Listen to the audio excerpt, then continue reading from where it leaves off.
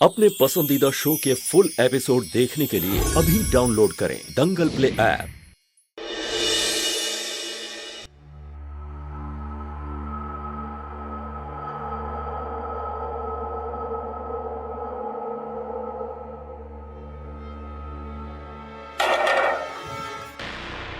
अरे रिलैक्स, मैं हूँ। अरे आपने तो हमें डरा ही दिया था। अरे मैं तो तुम्हारे लिए कुछ लेके आया था, सोचा था स्टाइल से दूंगा, पर तुमने तो पूरा आइडिया फ्लॉप कर दिया। हमारे लिए क्या लेकर आए? इधर। अरे बताइए तो। ऐसे थोड़ी ना, पहले अपनी आंखें बंद करो। ठीक है, अब बताओ।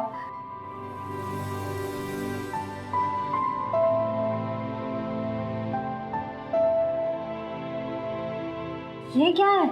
शिमला के टिकट से हनीमून के। हनीमून? हमारी शादी को 18 दिन हो चुके हैं, अब सिर्फ 12 दिन बचे हैं तुम्हारे व्रत को खत्म होने में। उसके अगले दिन ही हम हो जाएंगे फुर। हाँ, कहाँ फुर होने की बात हो रही है? ओ अच्छा बेटा, मैं तुम्हें ही ढूंढ रही थी। गौतम की मम्मी का फोन आया था, कह रही थी गौतम और कविता की सगाई कल ही करनी है। अचानक? हाँ, कल ही शुभ मुहूर्त निकला है, उसके बाद 2 महीने तक कोई मुहूर्त नहीं है। चल तैयारी करना है फटाफट, जल्दी चल। अरे चल ना।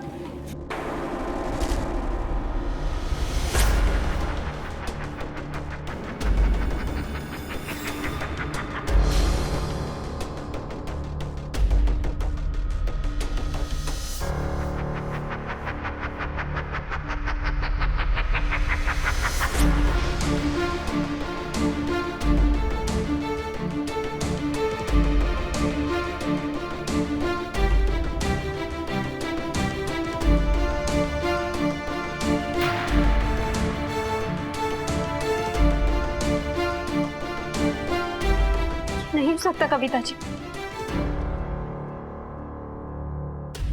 आपकी जिंदगी में मेरे अलावा कोई और आ ही नहीं सकता। मैं किसी और को आने ही नहीं दूंगी। आप सिर्फ मेरी हो, सिर्फ मेरी। कविता जी, आपकी शादी हमसे हुई थी ना? हाँ, हमसे। तो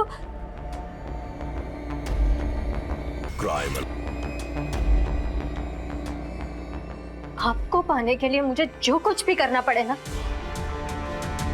मैं करूंगी। आपको मुझसे दूर कभी नहीं जाने दूंगी, कभी।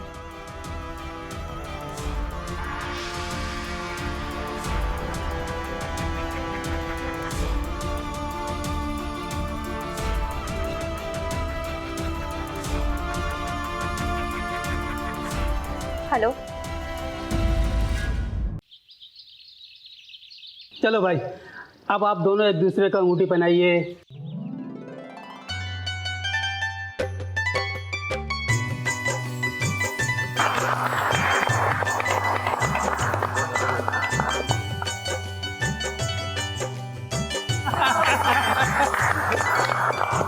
चलो भाई, आप सबको बहुत बहुत बधाई हो। किसका फोन आ रहा है? पता नहीं यार, कोई अननोन नंबर है, उसे कॉल करके परेशान कर रहा है। तो उठा लीजिए ना। हेलो। बहुत खुश होना बेटा उस लड़की की सगाई करके, मगर एक बात जान लो, वो वैसी है नहीं जैसा तुम समझ रहे हो। कौन बोल रहा है? अबे हम जो भी बोल रहे हैं तुम्हारे शुभ चिंतक हैं बेटा। इस सगाई तोड़ दो और सबूत भेज रहे हैं, देख लेना। Hello hello. क्या हुआ गौतम, किसका फोन था? पता नहीं कौन था।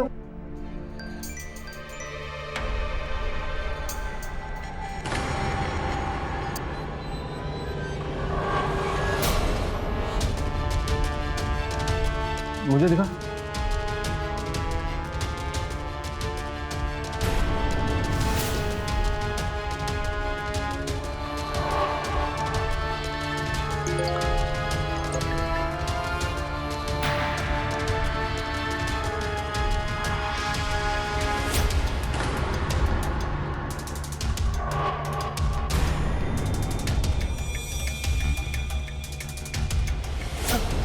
क्या है बहन जी? ये सही नहीं है, हमारा विश्वास कीजिए।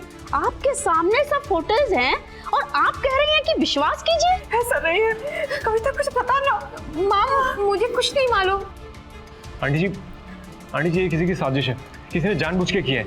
आजकल ये कंप्यूटर में किसी की भी फोटो किसी से जोड़ दी जाती है। गौतम को समझाओ ना। कंप्यूटर की आड़ में अपनी बहन की करतूत छिपाने की कोशिश मत करो विनोद। अगर कोई फोन करके बता रहा है तो कोई जरूरी बात होगी ना। किसी का फोन है? हेलो, फोटो देख लिए? अबे यही सच्चाई है उस लड़की की।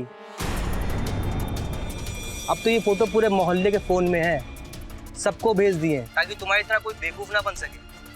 फोन लगाओ, दो मुझे दो। The subscriber is currently switched off. Switch off आ रहा है। बस बहन जी, अब बहुत हो गया, ये रिश्ता नहीं हो सकता। जल्दी आओ। अरे बहन जी, भाई साहब सुनिए तो, भाई साहब।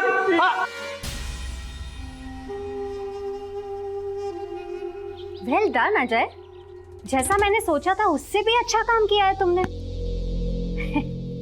फोटोज मॉफ हुई है ना, इसकी तो किसी को भनक तक नहीं लगी है। अब देखती हूँ कि इतनी बदनामी के बाद ना कौन अपनाता है कविता को। सॉरी कविता जी।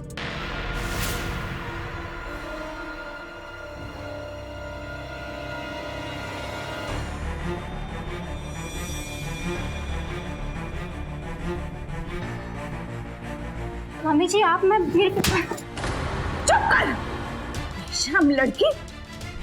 शक तो मुझे पहले से ही था कि तू मेरी कविता के पीछे पड़ी है, लेकिन इतना हद तक गिर जाएगी ये मुझे नहीं पता था। अरे उस मासूम ने तेरा क्या बिगाड़ा था जो तूने उसके साथ ऐसा किया? डायन भी ना 7 घर छोड़कर वार करती है और तूने अपनी ननद का ही घर बर्बाद कर दिया। जाके देख, इस तरह बेचारी रो रो के बुरा हाल कर रही है अपना। पूरी जात बिरादरी मोहल्ले कहीं भी हमें मुंह दिखाने के काबिल नहीं छोड़ा है तूने, बदनाम कर दिया है। बता तू किस जुल्म का बदला ले रही है हमसे? बता तूने मेरी बेटी के साथ ऐसा क्यों किया? बता। अरे मम्मी जी शांत हो जाइए आप यार, तबीयत खराब हो जाएगी आपकी। आप लोग ना बेकार का माता मना रही हो।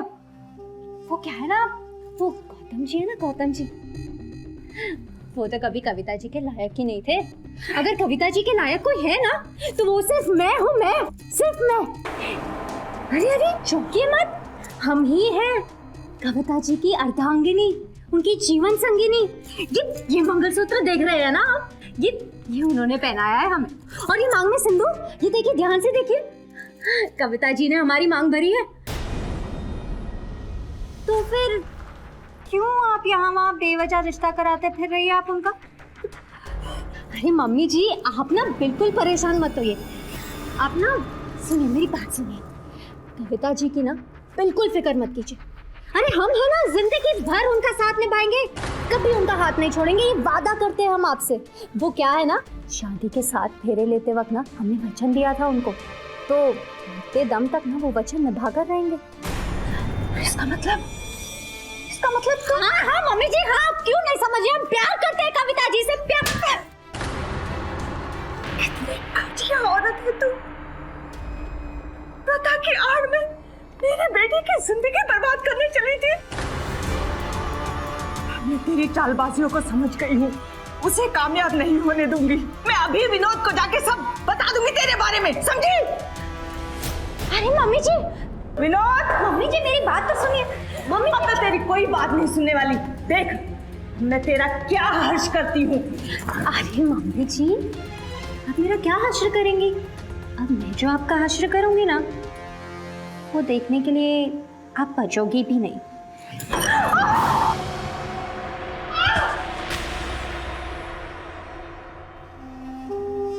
अरे मम्मी जी क्या हो गया मम्मी जी आपको?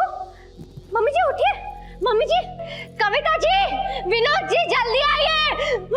मम्मी जी उठिए ना मम्मी जी। कविता जी ये देखिए, विनोद जी, भैया देखो ना, भागो, क्या हुआ जी, शायद सीढ़ियों से गिर गई है, बहुत खून बह रहा है, अस्पताल लेकर चलते हैं ना विनोद जी।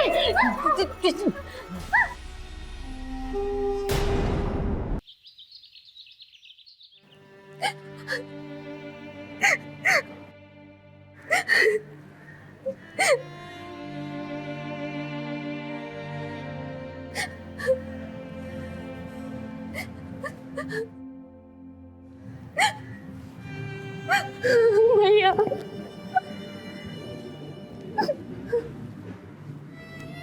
ऐसे कब तक चलेगा कविता? माँ हमें छोड़कर जा चुकी है, ये बात मैंने मान ली है। तुम भी मान लो और माँ के बिना जीने की आदत डाल लो। कविता जी, 2 दिन से आपने कुछ खाया नहीं है। आपको नहीं लगता कि आपको ऐसे दुखी देखकर माँ की आत्मा भी दुखी हो रही होगी? कब? मैं जाकर देखती हूँ। सोनिया, रहने दो, जाने दो उसे, रहने दो अकेला। मुझसे तो कविता का ये दुख देखा नहीं जा रहा है। मेरी समझ में नहीं आ रहा कि मैं ऐसा क्या करूं तो ये सब कुछ भूल जाए। मामा जी, कविता की शादी करवा देते हैं। नए घर जाएगी, नई जिंदगी की शुरुआत करेगी तो पुरानी बातें भूल जाएगी। ये आप क्या कह रहे हैं? हाँ, माँ को गए हुए दिन ही कितने हुए और अब कविता जी की शादी की बात कर रहे हैं? लोग क्या कहेंगे?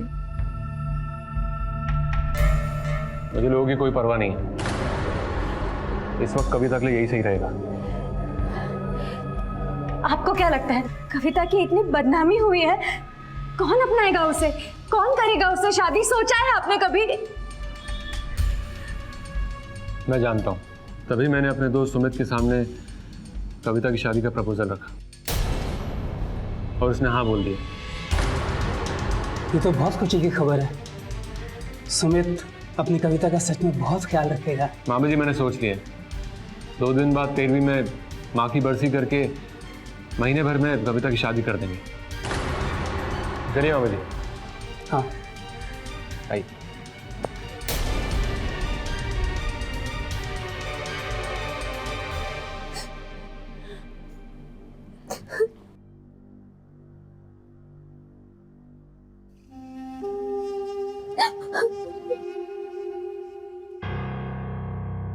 भाभी, और आप रो क्यों रही हैं? कविता जी,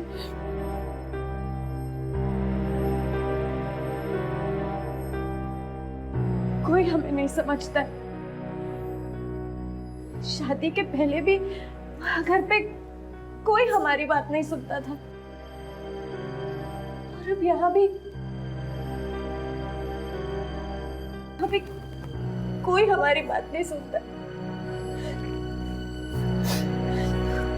मैं समझूंगी भाभी, बताइए क्या हुआ? मैं जानती थी कि आपके सिवा ना मेरा इस दुनिया में और कोई है ही नहीं, इसलिए तो भगवान ने हमें मिलाया, हम दोनों की शादी करवाई। लेकिन पता नहीं क्यों पहले गौतम जी और फिर ये सुमित कहां से बीच में आ गए। ये क्या कह रही हैं आप? मेरी तो कुछ समझ में नहीं आ रहा है। मैं समझाती हूँ। तुम्हारे भैया ने सुमित से तुम्हारी शादी की बात की है, पर अब एक ही रास्ता है कविता जी, आप ना अब सबको बता दो कि हम दोनों की शादी हो चुकी है और हम दोनों एक दूसरे के बिना नहीं रह सकते। आप सिर्फ मेरी हो और किसी की नहीं हो सकती। छोड़ो मुझे, पागल हो गई हो क्या? हमारी तुम्हारी कोई शादी नहीं हुई है। वो सिर्फ एक प्रथा थी और इसका मतलब ये नहीं है कि मैं तुम्हारे साथ पूरा अपना जीवन बिता दूंगी। आप और मैं? छी, ऐसा सोच भी कैसे सकती हैं आप? कविता जी, मैं तो आपके सिवा किसी और के बारे में सोच ही नहीं सकती, लेकिन आप हो कि हमारे प्यार को समझ ही नहीं पा रही हो। भाभी होश में आओ, जरा भैया के बारे में सोचो। वो कितना प्यार करते हैं आपसे और आप उनको धोखा दे रही हैं। रुको, मैं भैया को सब बताती हूँ। छोड़ो इसे। हम दोनों के बीच ना किसी को नहीं आने दूंगी, समझिए आप?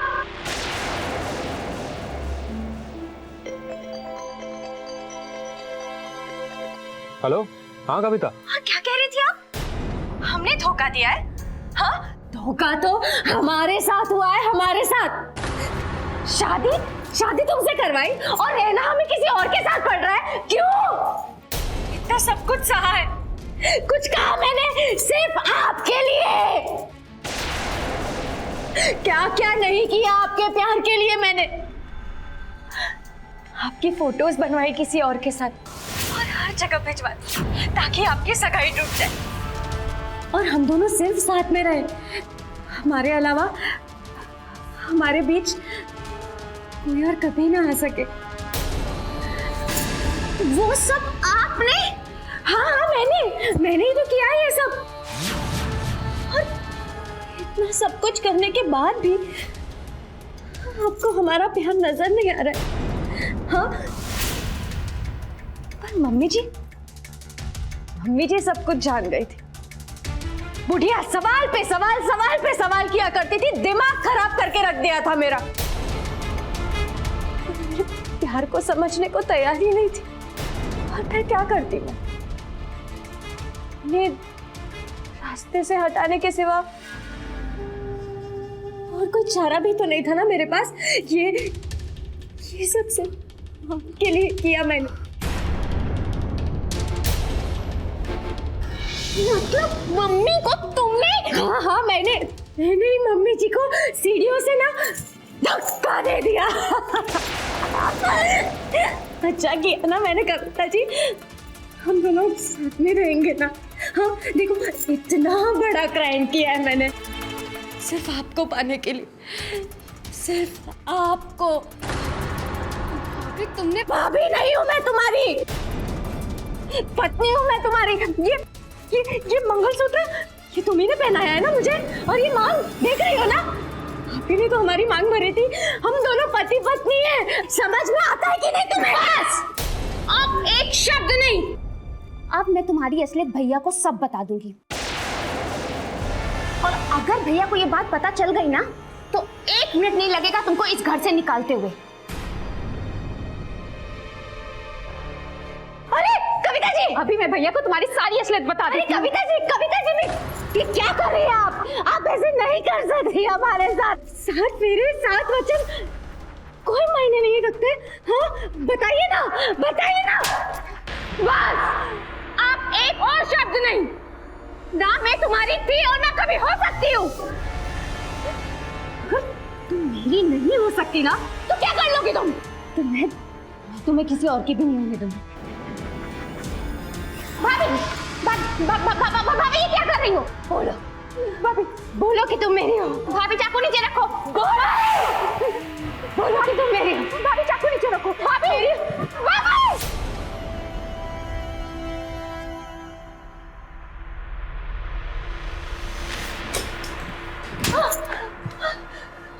मैंने सब सुन लिया है। मैं सोच भी नहीं सकता तो कि इतना गिर जाएगी। इंस्पेक्टर साहब ले जाइए इसे। लेके चलो इन्हें। कविता जी इन्हें बताइए ना कि हम सिर्फ आपसे प्यार करते हैं। कविता जी भैया, इस जुर्म की आहट उसी रात आ गई थी जब सोनिया ने 1 महीने अलग रहने की शर्त रखी थी और विनोद ने आंख बंद करके उस पर भरोसा कर लिया था। अगर विनोद ने अपनी मां की बात सुनकर सोनिया के घर फोन किया होता तो शायद बात इतने घिनौने अंजाम तक ना पहुंचती और पार्वती जी भी आज जीवित होती। दोस्तों, किसी पे विश्वास या प्यार करना गलत नहीं है, लेकिन हमें इस बात के लिए हमेशा अलर्ट रहना चाहिए कि कहीं कोई हमारे विश्वास का गलत फायदा उठाकर विश्वासघात तो नहीं कर रहा, कहीं कोई हमारे प्यार का नाजायज फायदा तो नहीं उठा रहा। और इस कहानी में सोनिया ने यही किया। उसने कविता को जबरदस्ती पाने की चाहत की। तो सिर्फ यही नहीं, इसके लिए वो एक के बाद एक कई अपराध करती चली गई। उसकी अनैतिक जिद ने उसे जीवन भर के लिए जेल की सलाखों के पीछे धकेल दिया। इसी के साथ मैं गिरीश जैन क्राइम अलर्ट के इस एपिसोड में आपसे विदा लेता हूं। फिर मिलूंगा ऐसे ही किसी अपराध से आपको अलर्ट कराने। तब तक be alert, be safe. Crime alert, जुर्म के खिलाफ आवाज। क्राइम अलर्ट, डरना नहीं मिटाना है।